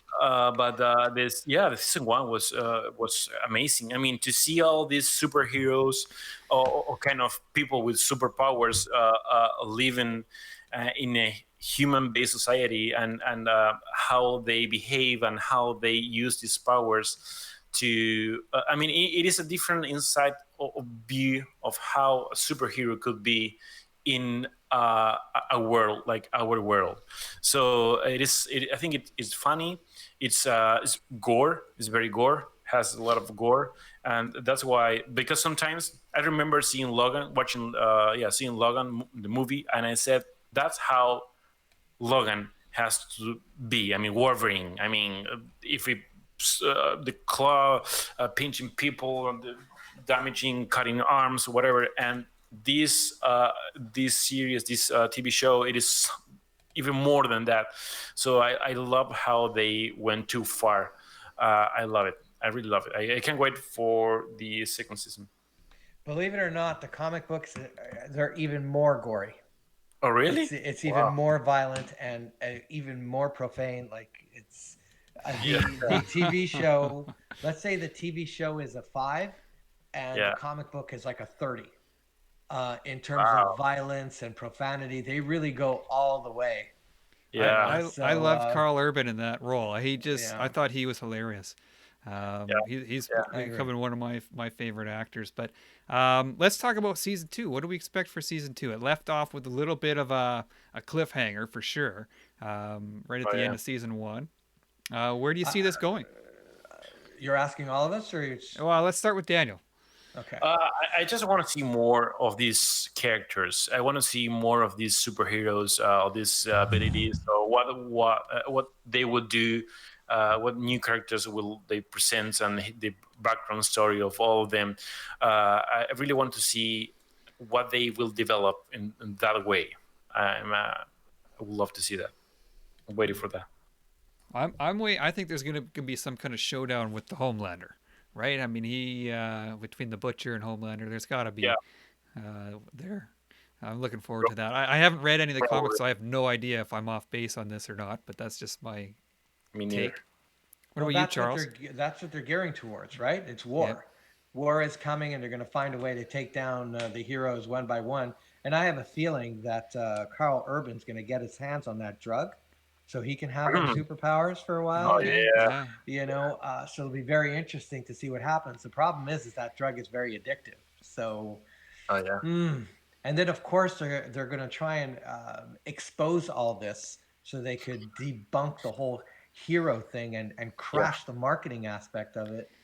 I just see it's going to get even uglier and more vicious. And this show wants to tear down the myth of superheroes. Oh yeah. You know? They Definitely. want to make them look like despicable, money-hungry sluts. Like They're really all out. Ooh, I Gina, just what said do you it. think? Where do you think it's going? I just hope that, like, one thing I haven't read the comics, but one thing I heard was that in the comics, the boys, which is the anti-hero group, is a bit more together.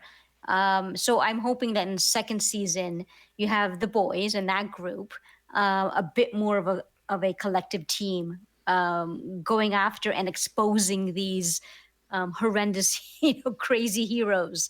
And I guess I know it sounds strange to say, but maybe even add even more gore, because I have heard that, even what Charles was saying, but I've heard that the comic book is really graphic, and I wouldn't mind having the second season, kind of push the edge even more. So, and I'm so happy that this type of shows come out, because I think it fills the void, where we're getting a lot more grittier comic book material. It was a void before, because we were inundated with the MCU.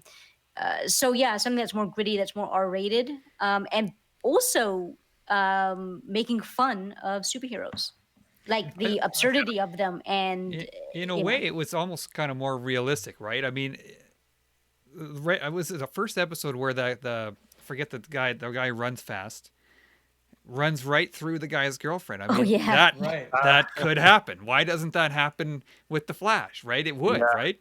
often. Uh, Yeah. so it's sort of like And this he doesn't stuff. even remember, It's like, like yeah, it's like he's so nothing for him. but also what he could didn't go wrong, remember. and they He kind didn't of even address that. remember too. He didn't even care. Yeah. Like, Yeah. so the absurdity of them, and like, hey, maybe these guys are a-holes. Maybe Yeah. No, Yeah. maybe they are. they are. One thing that I love from that show is they put more attention from the perspective of this boy is not a superheroes, and the superheroes is something that happened in this world, but the main focus is in this boy. He is trying to avenge his girlfriend. So I think it's that adventure of how he will make it happen, and that thing, the focus on that, I think it's really cool. They did it instead of just on the superheroes. And shout out to Toronto. It's filmed here in Toronto. Hey, Already. right on, right Yeah. on. Okay, let's talk some Star Wars. Rise of Skywalker. It's been out for a while. I think we've all seen it. Most people have seen it that want to see it. If you haven't, we may talk some spoilers here. Yeah. Daniel, first of all, are you a big Star Wars fan? Did you grow up watching Star Wars, or? I'm a Star Wars fan. I'm not a huge Star Wars fan, like a huge real fans, but yeah, I really do. I love this universe. Okay, so this is apparently. That's as long as it's gonna get this conversation. Hey, look, I'm kind of in the Next. same way. I'm not. Jean is a huge Star Wars fan. She loves everything Star Wars. Grew up with it. I didn't really, so I'm kind of probably similar to you, Daniel. But this is supposedly the last of the Skywalker saga. It's over Yeah. now. Did you like the way that it ended? Did it sort of wrap everything up well enough for you? Uh, yeah, I mean, I love some of the. I mean, I think the last one was better than the previous one, much better. So that makes me feel. So you're saying Rise of Skywalker better than Last Jedi is what you're saying? Yeah. Okay. In my opinion, I think it is a way better. And if I had to pick one, I will pick the first one. I can't remember. It was the seven. Was the Force Awakens. Force Force Awakens. Awakens. I love that one. I mean, the look and feel was very similar to the previous ones, the older ones, all some of the characters who appeared in that movie. But if we have to talk specifically about the last one, I mean, the relationship between Kylo and Rey at the end of the movie, it was a pretty nice twist. And of course, if we talk about the let's say, how it looks and how these fights and how the ends came out and the top police. Okay, kind of can say some spoilers. Yeah. Yeah. No, you can say Yeah, spoilers. yeah. I guess most people have seen it by now. Yeah. Okay. Yeah. So I mean, the end is pretty cool. It is a bit touching. I think it's they ended up in a way that some of us didn't expect, and maybe some of us don't want it or didn't like it. But I think it's I think it could be so hard to have this responsibility in their hands to among this, let's say, universe and trilogy, and it was more than trilogy. This story, and trying to make a cool end that everyone's like it. I don't think. I think that's so difficult to do. So I don't know. Maybe some of the characters a little bit. I would love to be more of them, but definitely, I think it was a cool movie. I like it. Yeah, Gina, you're probably the biggest Star Wars fan. I'm speculating here out of the four of us here. So what was your thoughts? Did it wrap it up? Did you I feel mean, redeemed? I think it had a well, first I sort of agree with Daniel that I think I preferred the very first one, episode 7, in terms of this trilogy. But I think it certainly served the fans well. This last one, in terms of the ending, and it wrapped things up. And I did also like the fact that they introduced some new characters in this last one, which I didn't, I was hoping for. It's like, hey, I think I believe just every Star Wars either film or TV show should be introducing new characters because this is a huge galaxy. So I was glad that they did that. So, yeah, Yeah. I mean, yeah, but I mean, for you guys, all of you, was this a opening day sort of movie that you guys had to see opening day or opening weekend? We Did, saw it. We took the family opening weekend. That's just a okay, kind of a tradition in our family. yeah. Um, it's hard for me to really love a new Star Wars movie. I mean, Rogue One did it because there was a lot of new stuff and there weren't any Jedi in it, which actually made a huge difference. Hmm. So, every time a new Star Wars movie comes out, I'm stuck saying I've seen this before, I've seen this before, right? The trajectory of the novice becoming the Jedi and all the struggles in between and working with the master, struggling to not go into the dark side or be seduced by it. I mean, all of that was so familiar. So, I was more of a passive viewer because you kind of feel what's going to happen. So when it was over, I was kind of glad it was over. They told a story. It was interesting. It was more balanced in terms of ethnic groups and gender. It wasn't just like a bunch of men leading the charge. Um, Yeah. in that regard, it was positive. However, I think if they're going to continue on with the franchise, they really have to rework it. They got to present something new and not rely on the Jedi to tell the story.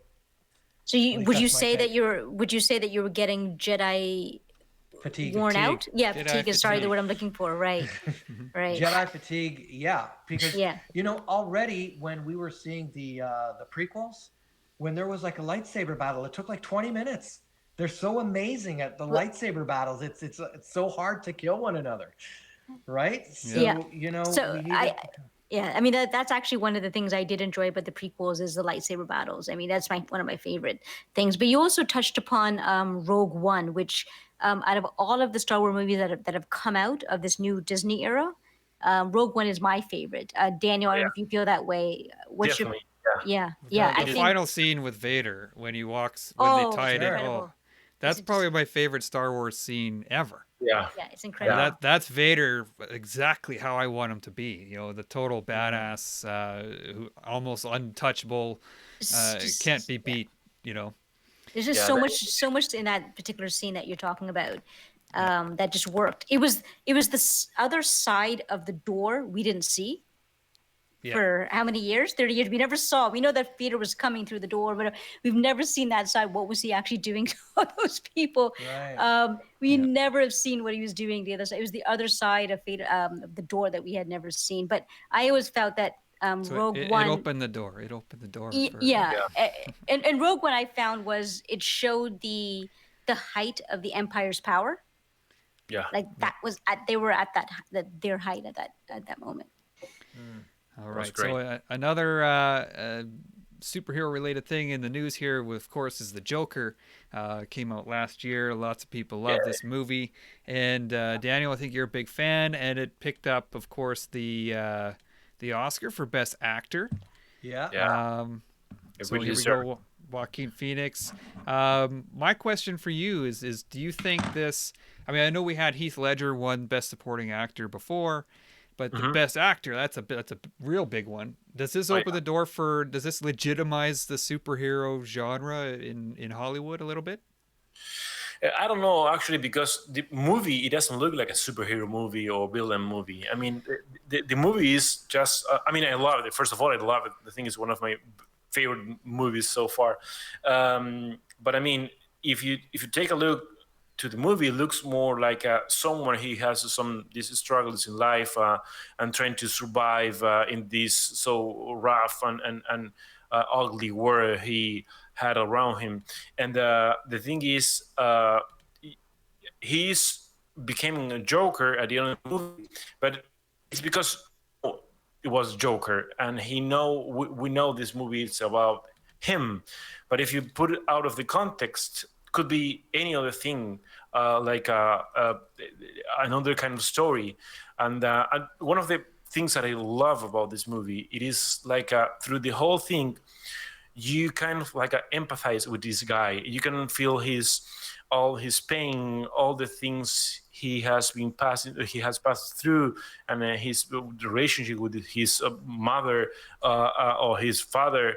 Um, I think I love the way he made the script and the law, the way you can like put in, being happy. I remember that scene when he first should kill these guys at the train station, and I remember I say yes, they deserve it, and then you say, oh wait a minute, Yeah. I'm just supporting a guy who just killed three guys. And I think the role of the I think every director is to makes you feel things that you will not have be feeling, you need to be feeling. And I think that's awesome, the way the movie ends and all these tiny parts and how they connect the last part of the movie with actually what Batman is, or the beginning of Batman's story. I think was wonderful, was smart, and one of I mean, if you talk about him, Joaquin Phoenix, it is awesome. And I remember being watching the movie Her. Do you remember the movie Her? Oh yeah, yeah. It was a fantastic movie, and I said, "Oh, I didn't know this guy acts so well."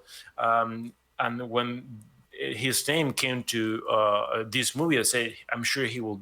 I don't know. He will be the one who will replace Hitch, but it is a kind of different Well, Joker. It's a you different got to Joker. look at the Joker right now like James Bond. Somebody else is going to do the character Yeah, and hopefully do it justice. yeah. Um, you know, For this movie, I couldn't get over the looks on his face. Oh Like, yeah. look at his eyes right here. I mean, that's a mean dude right there. That's not someone you want to mess with. And No. for me, the best parts of the movie were it was he wasn't talking at all. It was just these looks on his face.